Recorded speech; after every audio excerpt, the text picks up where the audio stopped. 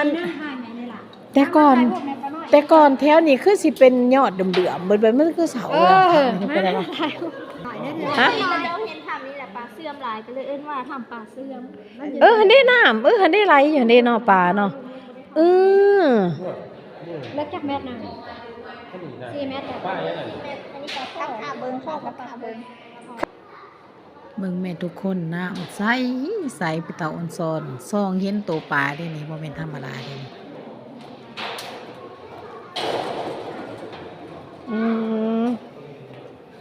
ไปแต่อยากลงมาสิดเบ็ดเว้ยบักโซกกับเอาเบ็ดลงมาไปโซกเขาสิให้เซฟเขานอนกับพ่อโขนเขาเนาะผลเป็นโมอยู่ไปเอาเฮใส่หน่อยได้หลายตัวต้มลงอ่ะเด้อเป็นน้อยเบิดทอดสูตรมันสิมีน้ำแข็งอยู่ใส่ไปเบิ่งน้ำแข็งไปเบิ่งน้ำแข็งไปยังเอาไป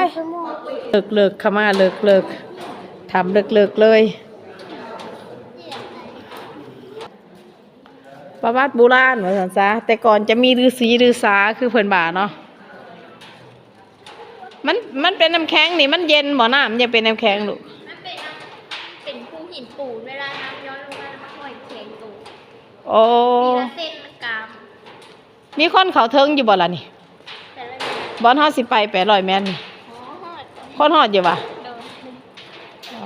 โอ้ยน้ำย่อยเลยอีหำ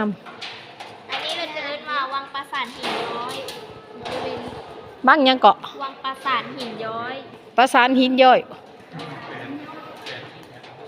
โอ้ไปตาโอ้หย่อนลงมาคักก็ดีเฮ้ย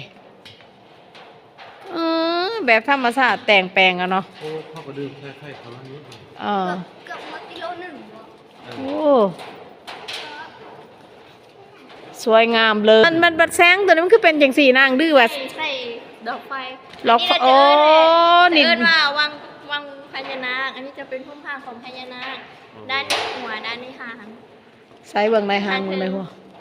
โอ้มันมีหูใบเนาะบ่มันย้อยจากธรรมชาติย้อยจากธรรมชาติเนาะโอ้นี่ตัวนี้หัวเนาะตัวนี้เนาะอีหาคือแค่อีหาจะมาเพิ่นเบาเพิ่นจะมาคือแท้ล้านนี้หัวล้านนี้หางบ่ซั่น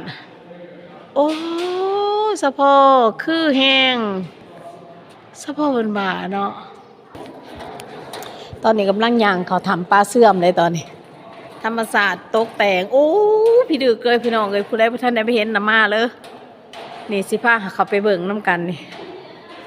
โอ้เป็นโอกาสดีหลายเติบเด้อนี่